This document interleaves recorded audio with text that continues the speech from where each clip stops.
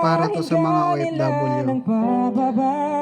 Makinig kayo. Hanggang mahulog ka sa kanilang dura. Umahon ka papalayo sa di nila abot. Hayaan mo sila bang nakatingala sa'yo. Gising kababayan, ngayon alam nyo na kapalpakan na ginawa nyo at saka kahihiyang tapos hihingi ng tulong sa gobyerno ngayon. Katangahan pinaglalaban nyo pati kakapalan.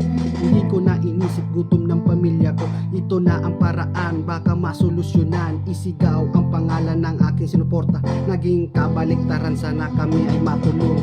Kalokohan ang inyong malaman, kay Duterte kayo humingi ng katarungan, baka sakalin matulong. Ito ang solusyon ng kalayaan.